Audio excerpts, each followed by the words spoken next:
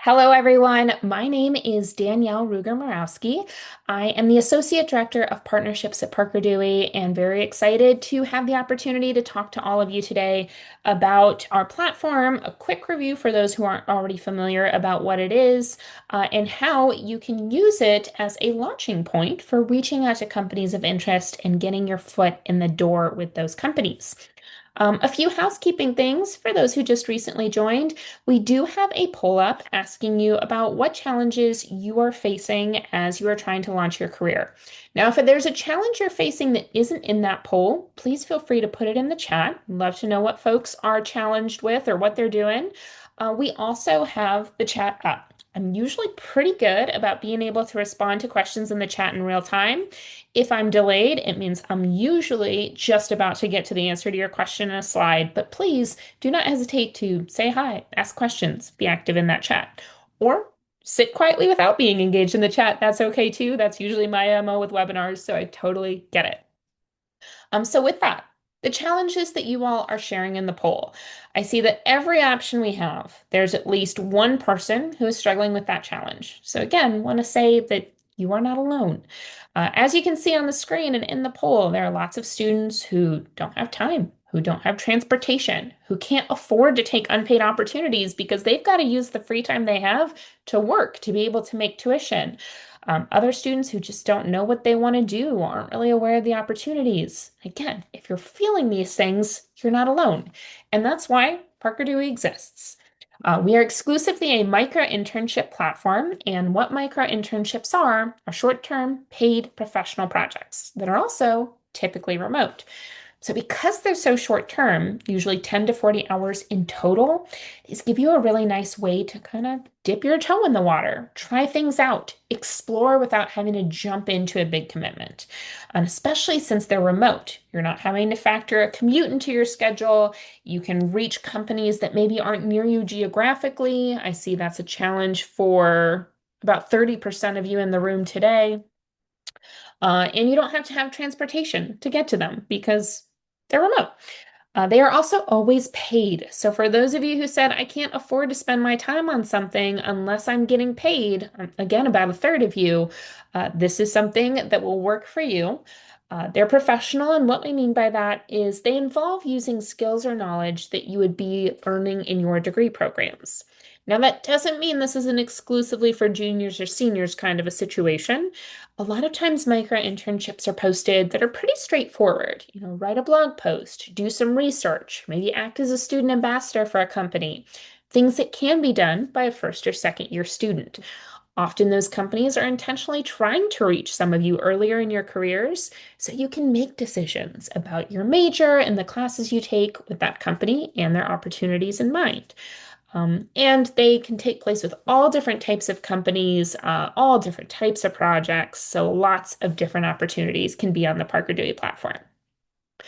So now that we've covered what a micro internship is, hopefully when I was breaking that down, it was clear what the benefits are for all of you, but want to make sure it's crystal. So one, accessibility. Again, they're usually remote. Sometimes there are projects with an on-site nature, but most of the time they can be done from anywhere you have a Wi-Fi connection. It's real experience, and you can add it to your resume. Now, something unique about Parker Dewey, though, is you could see opportunities from a bunch of different types of companies on our platform. There might be a local company down the street that's super small. There might be a big Fortune 500 company, and you could do projects with any number of them. But regardless of what company you're doing the project for, you're actually employed for the project by Parker Dewey, or something called an independent contractor on our books. So, what that means is when you add this to your resume and your LinkedIn account, which you should if you do a micro internship, under employer, instead of putting that company you're collaborating with, you're going to put Parker Dewey, but you do add it to your resume. The way most of our micro internships are set up is that you will connect with the professional at the company that has the project need. So you're getting to expand your network. But as far as when you do the bulk of the work, that's on your schedule as long as you're meeting the deadline. So that flexibility tends to be key for a lot of folks. And for many employers, their goal with micro-internships is ultimately hiring. So whether they're trying to create a longer pipeline by reaching you as a first or second year student, or maybe they're auditioning for a specific longer term role they're trying to hire for in the near future, it's not guaranteed, but there's that possibility if it's a good fit that there could be something longer term on the way. And I already mentioned it, but highlighting again because we know it's important. You get paid for every micro internship that you're selected for and complete. So who can do these micro internships? Just want to make sure it's worth your time to hang out for the rest of the webinar. You do need to be at least 18. That is a hard and fast rule. If you're not 18 yet, please come back on your birthday. We'll be happy to see you and wish you a happy birthday. But unfortunately, there's no flexibility on that one. These are open to students or recent graduates of US-based higher education institutions, accredited ones. Now, we do have relationships with a few boot camp type organizations. If you have been able to create a Parker Dewey account and your boot camp was in the education section, then you know that boot camp is a partner. We have had international students do micro internships, but work authorization is required. I often get a lot of questions about that. Your first step, if you're an international student, is to connect with International Student Services or whoever supports international students at your institution. And it's not because I don't want to help, it's just because every school has their own process for how things get registered or minimum number of credits or deadlines, and we want to make sure you're getting the right information. So if you're an international student and you're interested in micro internships, which you probably are, if you're here, your first step is going to be to connect with whoever supports international students at your campus to make sure this is doable for you. If you are an undocumented student, this is also open to you. Because micro interns are independent contractors and not W-2 employees, you can do this. All you need is a valid ITIN number.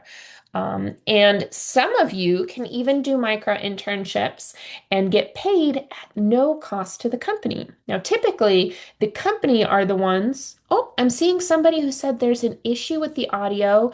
Is anyone else having a challenge hearing me? Please let me know in the chat. Or if you can hear me just fine, please let me know in the chat. Okay, I see Nate was having a problem. Anyone else? Okay. I see there's at least one person who says they can hear me okay. So I think it might be a computer issue. Love y'all engaging. Thank you. So for those of you who are having trouble, you might need to pop out and pop back in. But hopefully it gets resolved quickly. And if anybody, I know in a webinar previously, somebody was like, I was having a trouble and then I did this and it fixed it. If anyone had a problem and you fixed it, please put that in the chat for the benefit of our other friends. So usually how it works is companies will pay for the projects to be done. It makes sense. They're getting work done. They're getting valuable insights about you as a potential hire. But we also have some programs that will actually cover the cost for the company. So with that little teaser, going to give you an idea of what to expect for the rest of this webinar. Now, if you're new to micro internships in their entirety, we do have another webinar that focuses on the basics, how to navigate the platform, a little bit more about best practices for applying, all those good things. If that is you, I can put a link in the chat. Just let me know to that other webinar.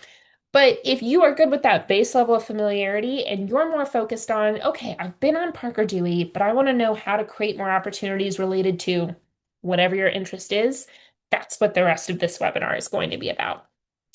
So first, we're going to make sure that you all understand the program opportunities that are available to you. On that note, I am going to launch another poll here. Then we're going to talk about, once you understand those opportunities, how to reach out to companies of interest to encourage them to post a micro internship in a way that is going to be super professional and make you look fabulous. And then we're going to do just a quick recap of once the opportunity is out there, how do you make sure that you are getting on it, getting selected, and reaping the benefits of the outreach that you have done? So with that, again, I do have a poll out there. Would love to just know who is in the room today, and I want to clarify if none of the above is where you fall. That is a-okay. You do not need to qualify for a program to be able to reach out to an employer and encourage them to post a micro internship. It's just something that I want to make sure I cover in case any of you do happen to fall into that category. It's a nice little thing to be able to add. Again, not crucial, just a nice to add. So while y'all are filling out that poll, we're at about 60% right now. Want to reiterate what the different categories are. If you are a student or recent graduate of an HBCU, please make sure you put that in the poll. If you are a member of a school or you attend a school that's a member of the HSI Career Collaborative, I'll put this link in the chat if you're not sure if you qualify, then please indicate that in the poll. If you are attending school in Indiana, put that in the poll. If you are at a public institution in Kansas, now Indiana doesn't have this differentiator, but Kansas does. Public institution in Kansas, please put that in the poll. Looks like we're about 60% still, but I see I've got some things in the chat. The link for the basics, first timer here, 100%. We can get you that. 1 second, let me get you that link. And I unshared my screen on purpose. It will be back in just a second. Okay, for first timers, there is that link for the overview webinar with the basics. So please feel free to check that out. I see someone saying very interested in this. So glad you're here. You're going to get the recording and slides afterwards, and the link to that other basics webinar is in the chat. And Guillermo, I see your message. So yes, you're going to get the follow-up to this, and you can also register for that other webinar in the chat. All right, friends, I think that means that we are caught up with what's in the chat. And it looks like we're probably going to have everyone who would have responded to the poll respond. So we'll go ahead and move forward. All right, and it looks like today we don't have any program folks. And again, that is a-okay. We're just not going to waste time talking about the programs if there's no one here that qualifies. Now, if you're watching this later and you qualify for one of those programs, fantastic. You're going to get the slides. You can learn more about those individual programs. We're just going to keep it real for the folks who are live today. All right, so again, no program, no problem. Employers are happy to spend a little bit of money to engage you in these projects because it's helping them with a lot of very real challenges. One, micro-internships are actually really cost effective for them. Even though they are paying to engage you in a project, this is helping them determine, are you a good fit for a longer term role? While it's helping you figure out, is this somewhere where I want to be long term? If they jump straight to a traditional internship or a full-time role and one or both of you realizes, ooh, this isn't the fit that I hoped it was going to be, that's time lost on both of your fronts. So this is cost effective for them because it reduces the likelihood of turnover. Again, it's helping them audition. Sometimes companies are just using it to get on-demand project support, something well worth the cost. It's helping them reach some of you earlier. Again, something well worth the cost in time of posting a micro internship. There are companies out there with fantastic opportunities that you just may not know about. These micro internships are a really easy way for them to get your attention, a great way to reach some folks that they may have been struggling to reach otherwise. So basically, don't worry about asking them to pay you for a project because they're getting a lot out of it. Right.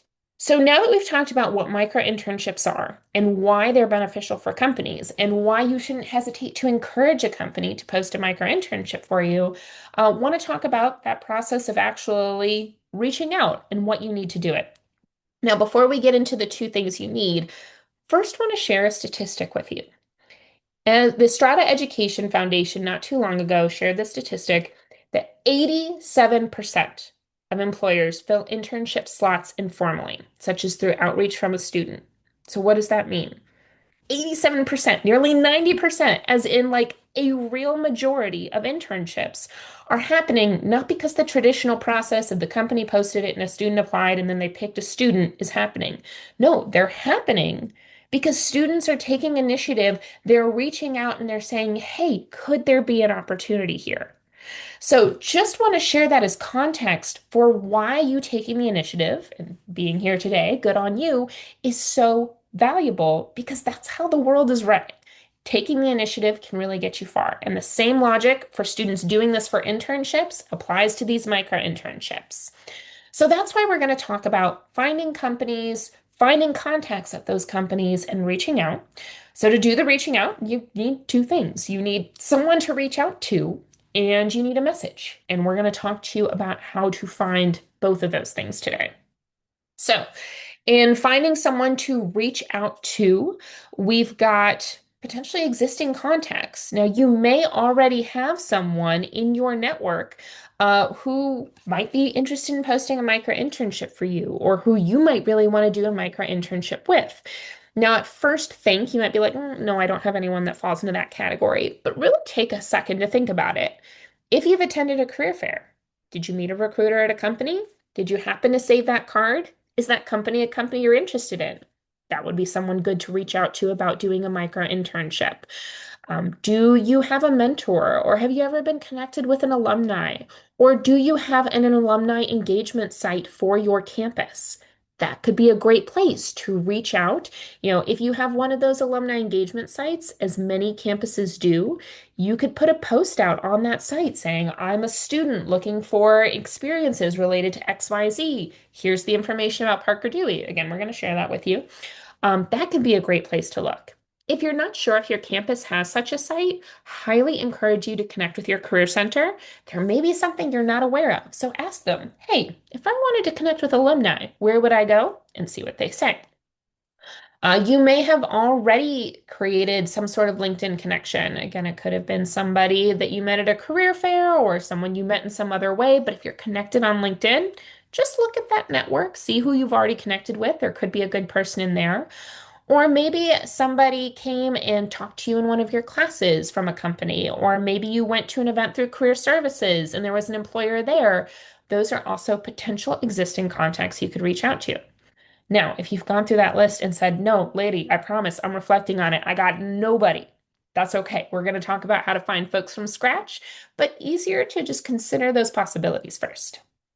So, as promised, finding contacts. Where do we find people to reach out to? If you have a company in mind, or maybe you don't even have a company in mind, but you just have an industry in mind, now we're going to put on our detective hat so we can figure out what companies align with your goals and how to find points of contact at those companies. Now, the two that we're going to focus on today, the two methods are going to be LinkedIn and Handshake. LinkedIn, because it's open to everybody. All of you can have a LinkedIn account. If you don't already have a LinkedIn account, it's a good idea to create one. And Handshake, because it's really focused on early career talent. Some of you may come from Handshake schools, meaning your institution already has a partnership with that platform. Others of you may not come from Handshake schools, but as long as you have a .edu email address, even if your school isn't a partner, unless something has changed recently, we're not affiliated, you can still create a Handshake account. Now, if you're from a school that uses some other sort of platform to connect you with employers, a lot of the tips we're going to cover today apply to those other ones too. Those are just kind of the big ones, the top two, if you will. So those are the ones we're going to focus on today. All right. So now we're going to talk about how to find companies of interest on LinkedIn. Um, I see you checking in, Stephanie. Thank you for being here. So we're going to put a link in the chat to get started so everyone can kind of follow along as we do this. And this is where I like a little bit of engagement. Does anyone have any goals for the types of companies they'd like to engage with? Do you have an industry you're interested in? Or maybe you'd like to do a micro internship with this type of company in this area? We just want to start playing with some filters. So I will give the chat just a minute to chime in. Love it. Eric, you were on it. So, small accounting firm in NYC. So, this is a fantastic example. So, we're going to use these filters. So, we can put in location, New York City, metropolitan area. Now, you can play with this a little bit. Sometimes you might have city state, sometimes it might have a metropolitan area. You can do lots of different things, but we're going to filter by location. Now we are going to filter by industry. So Eric said accounting firm. Now, Eric, I'm just going to put out a plug for any other friends that might be in accounting. Now, granted, what I'm about to plug is not small. It's the exact opposite of small, but we do have an auditing related micro internship posted right now with one of the big four. So if you are interested, anyone like Deanna, I see you're also interested in accounting. Hang on for the rest of the webinar. You might want to reach out to some folks, but also log into Parker Dewey right now because right now one of the big four has an accounting related micro internship that you should 100% make sure you apply for. Okay, sidetracked. So industry, we can put in, now sometimes it's not going to have exactly what we're looking for. In this case, it did. Accounting, straightforward, it's there. But if you are interested in something that's a little bit more niche, you might have to play with the wording to figure out what industry is going to align with your goal. Um, all the ones I'm seeing today are pretty straightforward, but like social work, social work exactly is not in there, but civic and social organizations would be a good fit. Now we're going to go back to focusing on Eric's example. So we're looking for a New York City accounting firm, and he said, I want small. Eric knows what he wants. That's great. Small could be 1 to 10. It could also include that 51 to 20. Now, I imagine that we're going to have some results, but before I even click show results, I want to emphasize that you're not always going to get something in every search you do. And that's okay. If I click show results and we get nobody, we can go back to the filters and we can continue to play. So if you're following along and you're putting in your target filters and you're not getting anything, don't panic. Don't panic. We can do some adjusting. Okay, now in this case, there's plenty of results, about 6,500 of them. So in Eric's case, you may even decide to get a little bit more specific. You could say, show me companies that have folks I know working at them. You could, those are really kind of the only filters, but when we get to folks you'd want to work with, you could get even more specific, do you want to look for companies where alumni from your institution work, those kind of things. But this is just a getting started. So again, if you are interested in a specific type of company, but you don't know which companies fall into that category, this is how you can use the filters on LinkedIn. Um, all right. So going forward, we'll just look at this first one now they're headquartered. You might have questions being like, well, this says Norwalk, Connecticut, but I put New York City metropolitan area. This is because we had that metropolitan area. If you wanted to hone in even more on specifically NYC, we could switch out New York metropolitan area and put in New York specifically. And now you can see some of these. Now you still might see things like this where it has a different city and state listed. What that typically means is they might be headquartered in that different place, but they have a presence in New York, New York. So let's take an example. We'll just look at this company right here. And how are we going to go about finding a contact at this company is once we click in, you're going to see the number of employees right here.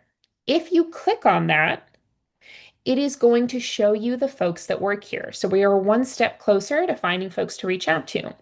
Now, this is where we're going to play with these filters again. There are a couple things you can do. Now, if you're not already familiar with LinkedIn, when you look at folks' profiles, you're going to see like all these folks have a little third plus or something like that here. I am based in Ohio. I do not have a lot of connections in New York. So what that means is I'm not directly connected to any of these folks. Now, if I were to hit first, it would just show me those folks, if I had any, that I'm already connected to. If I hit second, it's going to show me those folks that I'm not directly connected to, but I've linked with somebody who has linked with this person, which means what, class? It means that we could ask that person for an introduction. Now, we could also set locations for the specific people. So in some of these companies, they might have people, even though the company has a presence in New York, this person might be in a different office. So in Eric's example, sounds like he knows he wants to be in New York. Let's say, show me the people who are specifically in the New York office. You can also, if you wanted to, put in schools. So what I would recommend doing with this, especially if there's a lot of different folks, is you could see, does anyone from where I'm going to school work here? Alum tend to have a soft spot for students from their alma mater, so that's another filter you can use. Now, in this case, we just filtered to say, show me the people who work in that company who are in New York. Another filter I'm going to recommend you use is this industries filter. So this industries filter is going to allow you to find either folks that work in your area of interest. So in this case, Eric is potentially looking to connect with other accountants if he wants to connect with someone in that field directly, or you could put in the staffing and recruiting. Now, some companies are going to have staffing and recruiting folks. Other companies may not. So smaller ones are less likely to have someone specifically dedicated to that. Bigger ones are more likely. So that's why you play. I would say probably start with staffing and recruiting first. And if we don't find anyone with this, as is the case here, then we can shift and say, okay, in that case, let me reach out to folks who do the work that I want to do and see if they would be interested in engaging me. So you can look through here. Again, you can see the different titles of the folks who work at that company or organization. And you can just kind of go through and see, would anyone be a good person for me to reach out to? Now, in this case, without actually knowing Eric or his specific goals, it's a little bit difficult for me to say because I don't know exactly. I know you say you're looking for tax if possible. So we can do just a command find, see if anything's coming up for tax. And it looks like not on this first page. But you can continue to do some searching. And if nothing is coming up for tax, then we can start looking at those titles and say, okay, well, out of these titles, which ones seem most likely to potentially be working in tax? And if we're not seeing something that seems like a good fit for that, then we can look at titles that are maybe tangentially related, or you could look at different companies. Now, in this case, somebody that is catching my eye is head of human capital. So even though she didn't pop up in that staffing or recruiting option, this might be a good person to reach out to about, hey, this would be a great way to engage early career talent interested in your company. So what we're going to do is we are going to click on this person's profile, and then you can learn a little bit about them and you can see, what is their current role? What does that look like? You can see they've worked in talent acquisition and recruitment in the past. So this might be a great person to reach out to. So what you can do then is you're going to hit more if you don't already see that connect button, and then we're going to get ready to hit connect. But we're not going to do that yet because we don't have the second thing we need, and that is our message. So folks, we're going to go back to these slides. What these slides are really showing is just what I'm showing you live. And I'm clicking through them because I want to get to that message that we can use. So this is going to be your resource for how you're reaching out to those companies. And I'm putting it in the chat now so you can take a look. And yes, to the question in the chat, these slides are going to be shared and the recording. If you're here, you registered, so you're going to receive this afterwards. All right. So how do you use these employer engagement templates? We've got the breakdown right here. I'm also going to share it with you live so you don't have to read. Basically, you're going to go down here. Now, if you qualify for a program, I see one person at the last minute did say that they are from a Connecticut-based higher education institution. So you, friend, you qualify for the DeLuca program. Because you are from a Connecticut school, you are going to click on DeLuca program, and it's going to give you some customized templates that highlight that a company can engage you at no cost. For the rest of our friends here today, we are going to go to this right here, which says none of the above. Again, not a problem, but it's going to give you the language that is going to work best for your outreach. So you're going to find here that we've got two columns. Over here on the left is a column with an email template. So if you already have an email address for the contact, or if you are reaching out on some platform that doesn't have a character limit, maybe you do have that People Grove or some other kind of alumni engagement platform, and it doesn't cut you off in any way, this is the template that you're going to want to use.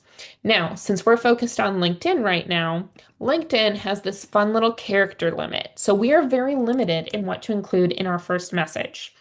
What we're going to do though is we're going to grab this and we're going to go back to the person and we're going to hit this connect button, but we are not going to send without a note. We're going to make sure we add a note. Now, this is where I want to make a note about adding notes. Very meta. You'll see right up here that LinkedIn does limit how many personalized invitations you can send each month. So if you're connecting with your professor that you just saw in class 20 minutes ago, You do not need to add a note. If you're connecting with one of your peers that you just had lunch with, you do not need to add a note. Reserve these notes strategically so you can use them for professionals that maybe you haven't connected with yet, or if you met with a professional at an event that had a lot of people, like if you met with someone at a career fair and you're like, oh, they met a lot of people today, or they probably have a lot of people requesting to connect on a regular basis, a quick note about the conversation you had can be really beneficial. Or if you're reaching out cold like we are doing today, you want to make sure for sure you add a note. Otherwise, they're going to be like, why is this person requesting to connect with me? It's like if you get a call from an unknown number, you're not going to answer that. So we're giving them some context for who is called or who is calling in LinkedIn land. Now, you may have noticed when we copied and pasted, there are some pieces in red. When you paste it into LinkedIn, the red is going to go away, but you still really want to make sure that you update these brackets to have your specific information. So in this case, I'm really interested in IFAC. We're not going to spell it out because, again, we've got that fun little character limit, and they know what company they work for. Would you consider posting a short-term professional project for a, make sure you change it to be grammatically correct. In this case, we're starting with the vowel. So an accounting student like me. And then what you're doing is linking them to this page. Now, again, we're very limited in terms of our space. So that's why we're keeping it short. We're keeping it sweet. We're sending them to a resource. We are doing it in under 200 characters. So you would hit send. What this is going to do is send them to this page so they can understand a little bit more about what Parker Dewey is and how they can use this to engage you in a project. Now, if you send this and they accept your request to connect, that's when you're going to send them some additional follow-up information. So here we have the LinkedIn template with the follow-up. Once they've accepted your request to connect, there's no longer a character limit. So that's where you're going to be able to give them some more details. And that's the process of finding companies and specific people on LinkedIn that you would potentially want to connect with. Now, does anyone have any questions about that process, or if it would be helpful to just see another example from scratch, feel free to raise your hand if you know how to do that. If everyone feels good about the process of finding people, then we can move on to doing the same thing on Handshake. Going once, going twice. All right, it looks like everyone is feeling good. Love to see it. Okay, so now we are going to switch to finding contacts on Handshake.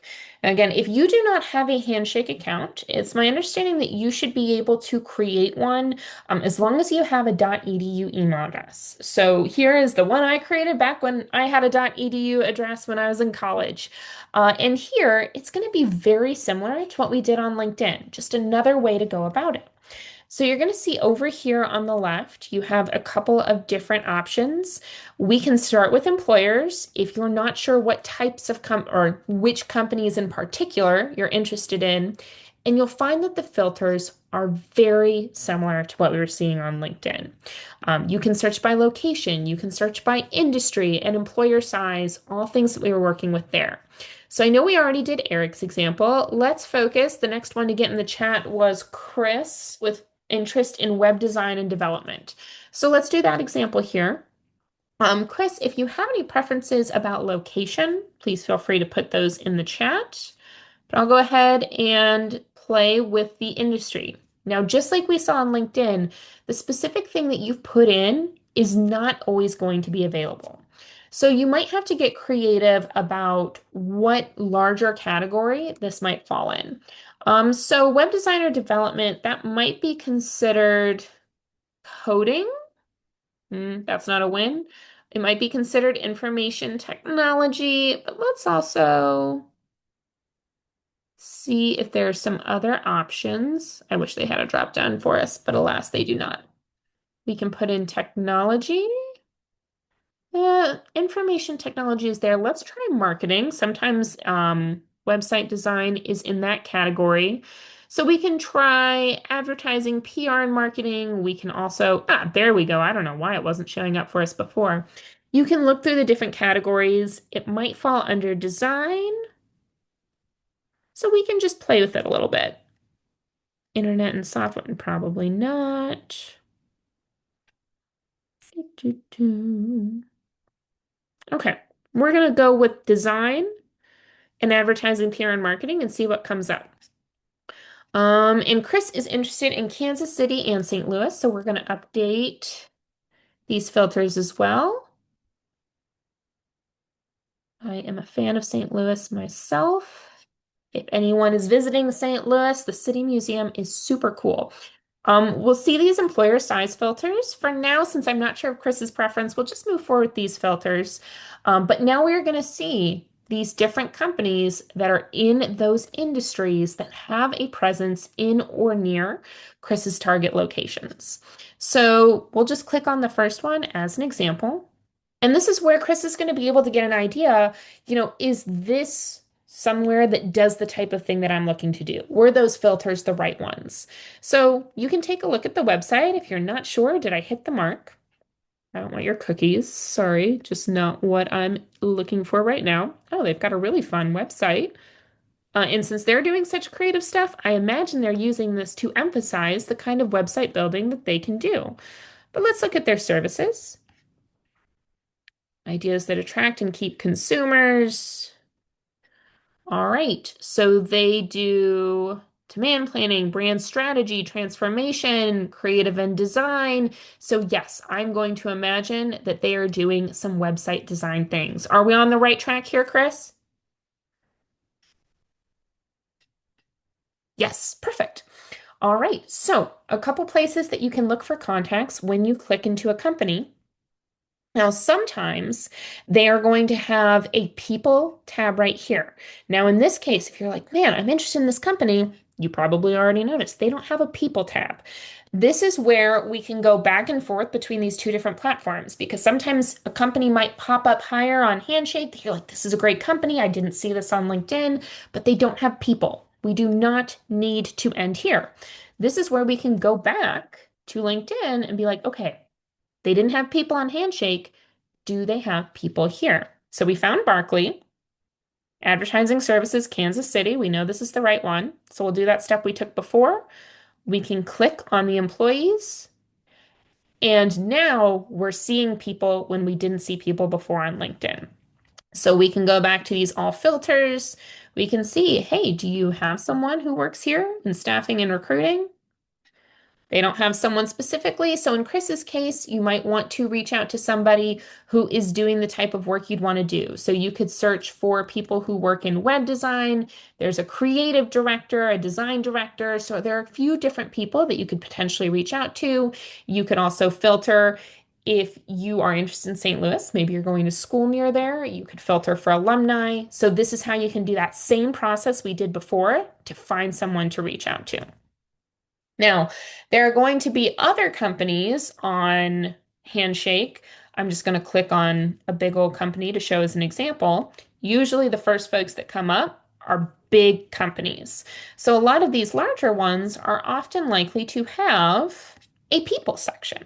So, if you see someone in the people section that you think would be a good person to reach out to, you can click on their name, you can hit message, and this is where you're going to go back and get this template from this side that has a little bit of more information at the start.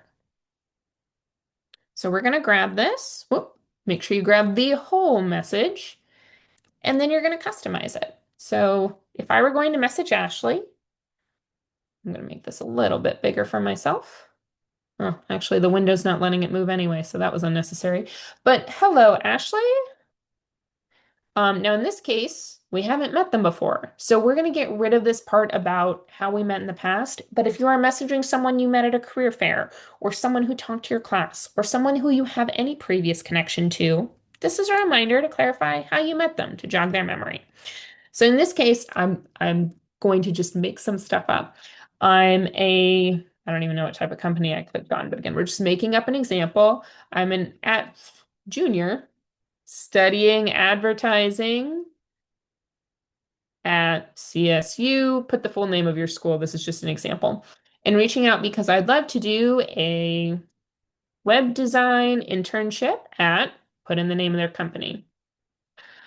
But now if you're reaching out chances are you may have looked for other opportunities and they may not be accessible to you, or there may not be any posted. So, this is where you want to make sure that you are selecting whatever is relevant for you. If you don't see any opportunities, make sure you've checked first. Look at their website. And if they already have an internship posted, you can say, I would love to do a web design internship with your company. I've already applied to X internship, but I'd also love to do a micro internship. Now, if they don't have any opportunities posted, you can just say it's because I don't see anything posted. If they only have unpaid opportunities posted, you can clarify, unfortunately, I can't afford, whatever the role is.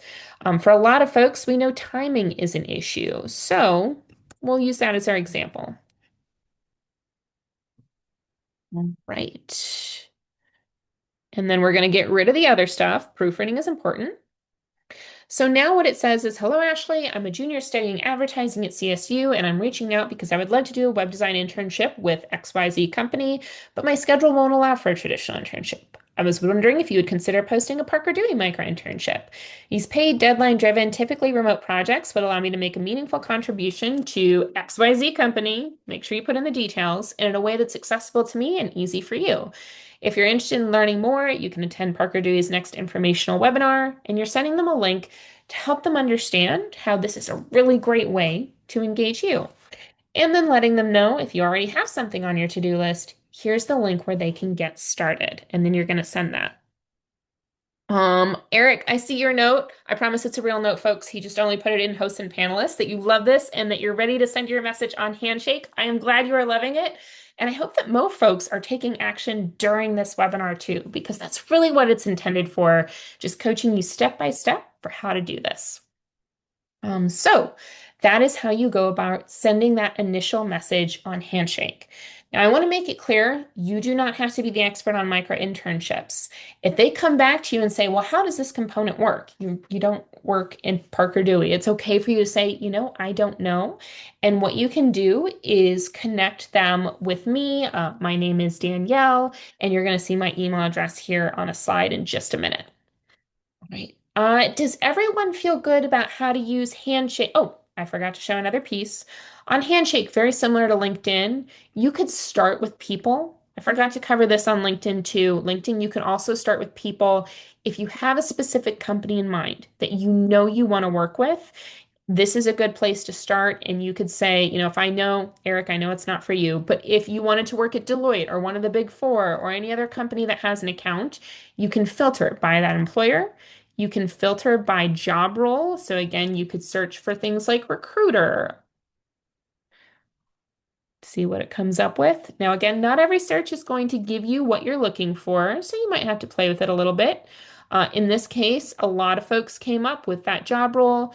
You could also, again, look for folks that went to your school. So a lot of different ways you can filter. Now, this is a very big company, so that's why a lot of folks came up, but you can see this person was from human resources. They worked at Deloitte and have experience as a campus recruiter. So you can see, is this someone that I would potentially want to reach out to? It looks like their time at Deloitte is over, but you can play around with those filters until you find someone who would be a good pick. And then the process is the same, hit message, and you can use those templates that we have provided for you. Right. So now that we've covered how to identify companies and contacts of interest, some of you may be wondering, well, why, this is a Parker Dewey webinar. Why am I not just doing this on Parker Dewey? On Parker Dewey, we are exclusively a micro-internship platform. So on Parker Dewey, it's not so much about reaching out to employers, it's about applying for those specific micro-internships. So that's why I'm encouraging you to use these other resources to get them on Parker Dewey so you can engage them via these short-term paid professional projects. You may also be wondering, well, why am I directing them to Parker Dewey? What is it about Parker Dewey that makes this easier? Why should the micro-internships take place there? One of the unique things about Parker Dewey's model is we are the employer of record for all the projects. So I think I mentioned early on, regardless of what company you're working with, when you add it to your resume, you'll add it as an independent contractor or an independent consultant of Parker Dewey, because we are the ones that your pay will come from. The company pays us and then we pay you. Why it's set up that way is because one, it makes everything a lot easier for the companies.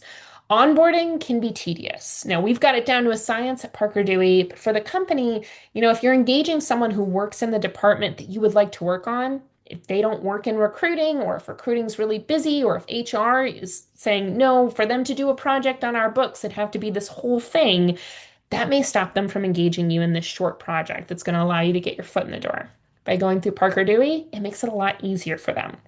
Now, the other thing it does for all of you is since Parker Dewey is the employer of record, that means you could try things with different companies and you don't have to do an onboarding with each company. You do the paperwork for Parker Dewey, and regardless of what company you work with, the pay comes from us. So you don't have to do that onboarding again or repeatedly. It also gives you the confidence and the ability to try out projects maybe with companies you didn't know a lot about before, or maybe entrepreneurs, and you have that confidence that it's not a scam to try to get your identity. Because again, the only folks who need your sensitive information to be able to pay you is Parker Dewey. So it just gives you a little bit more freedom and safety to explore. So let's say you've sent that first message, talking now about the art of following up. So in those same message templates, you will, didn't mean to click that, sorry. You will see a template for following up on LinkedIn, and you'll also see a template for email follow-up. Now, the tough thing about LinkedIn is, again, if they don't accept your request to connect, we've kind of hit the end of the line. You can't send another message until or unless they connect with you. So if they do not do that step, time to move on and try another contact whenever you have more contacts to be able to do that with. Again, use the limited number of notes that LinkedIn gives you a month wisely. If they do accept your request to connect, even if they don't respond to your message, then you have the ability to follow up, and that's where you can use this template. Thank them for accepting your invitation. Let them know again you'd love to do a micro internship with them. If they only have, or if they don't have a posted micro internship, or if there's a reason you can't engage, clarify that. Send them to the resource so they can learn more about how they can engage you in a micro internship, and let them know if they have questions. We have a monthly webinar. We want to help them do this. We want to make this easy for both them and you, the student. So share those resources with them. Now, if you emailed them or messaged them on Handshake, you don't necessarily have to wait for them to do anything to send a follow-up. But you also don't want to bombard them. Micro-internships are probably appealing to these folks because they're busy, but they're looking for effective ways to engage early career talent. So what you want to do is wait about a week and then feel free to copy and paste this template to send another message. Just to say, hey, I wanted to make sure you saw my previous message. If you have something in mind or just want to learn more, this is how you can do it. And letting them know that, again, you're really interested in doing something with their company. It's polite, it's professional, do not feel bad about doing it. But after one follow-up, if they don't respond, that's where we have to cut our losses. It's kind of like dating. You don't want to pester somebody, but if you are interested, you want to make sure you respectfully and professionally, well, dating, it's not so much about professionally, but you want to respectfully put your interest out there. And this is exactly what you're doing with these templates. Now, again, if they have questions, you have got a response. Congratulations. That means that they are interested in considering the idea. Again, but they might have questions. They might say, well, I'm interested in this, but I want to move pretty quickly, actually. I don't want to wait for that webinar. This is, again, CC me in. My name's Danielle. My goal is to help create opportunities for all of you. So you all are helping yourselves by taking this initiative and reaching out to the companies. But after you've done that step, if you need any support at all, that is what I'm here to do. Please do not hesitate to loop me in or share my contact information. And then after you have convinced them that, hey, this is a thing that you should be doing, creating an opportunity for me, I'm excited to contribute to your company, that's when you want to make sure that you don't wait around. And as soon as they post the opportunity, you officially put in the, hey, this is me. I'm the one that reached out to you, and I'm the one that you want to pick for this project. As soon as they let you know you're posted, that project is yours. You've done the legwork. Don't let somebody else swoop in. Now, even though they already have you in mind, you also want to make sure you're continuing to make a good impression. So make sure that your profile on Parker Dewey is complete. Make sure that you have practiced responding to application questions thoughtfully. These are not meant to be time-consuming or essays. a lot of companies will have just the one question. Why should we select you? Especially if they already have you in mind. But it's important to make sure, it's free from errors and it's proofread. It's also a good idea to have your profile ready because even though you're here because you're interested in perhaps creating your own opportunities, there are already opportunities on the Parker Dewey platform. If something comes up that's a good fit for you, you want to be ready to apply right away. So it's just a good idea to have that profile ready to go. Now, typically, if you see a micro internship you're interested in on Parker Dewey, you should not try to figure out what individual posted it or reach out to them. The idea is that if the company is coming to Parker Dewey, we want to make sure the experience is in platform so it's straightforward, about the project. But in this case, if you have taken the initiative, if you reached out to someone and they said, "Oh, okay, I'm interested in this. I'm posting a project," because you're the one that initiated that, in that case, in that case only, it's appropriate, especially since you know who posted it, as soon as you've applied, for you to follow up with that person and say, "Hey, my application is in. I am so excited to do this project with you." And again, there are other opportunities on Parker Dewey too. So don't feel like you only apply after someone you've reached out to responds. Do the outreach, but continue to keep an eye on what's already there as well. We also have some quick tips for submitting a quality application. Kind of already touched on these. There's really two things involved in your application. One is your Parker Dewey profile, and the other is your responses to questions that are specific to the project that you're applying for. That link I put in the chat earlier, the one to our FAQ webinar, that really covers those basics of how to apply or submit a quality application for a Parker Dewey project. What should you make sure you have in your profile? How should you answer that question? Why should we select you? Again, everyone who's here today and everyone who registered but couldn't make it, hello, future people. You will also get these slides that have buttons to resources to help you do those things well. And the link to that monthly webinar and our office hours are also on this page. So, coming full circle, back to those folks that we saw in the beginning, whether it's because they took the initiative to reach out to a company of interest themselves or happen to see a project already posted on Parker Dewey that was a good fit, these micro internships help them overcome a lot of those challenges that we talked about at the beginning of the presentation. Now, if you can't afford to spend your time on something unpaid, if you're struggling with transportation, if you're struggling with a lack of time, the micro internships can really help you get over those hurdles. One sec. Pardon. Even the steps we've covered here today, I know we've taken an hour to talk through them, but the actual steps of finding folks and reaching out, now that you know how to do it, should only take a few minutes. So really want to make sure you understand that this is something that is easy to incorporate into your existing career readiness and your career planning. We've given you the templates, so really hope that you will take advantage of them to reach out, to build those connections, and to create your own micro-internship opportunities.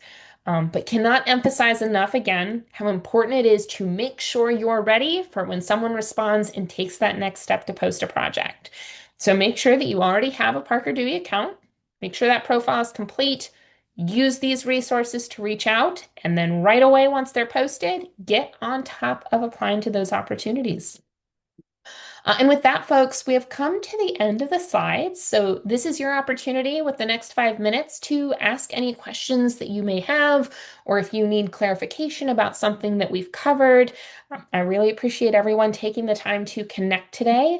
I hope this is helpful, and hopefully I'll be writing a success story about some of you in the very near future.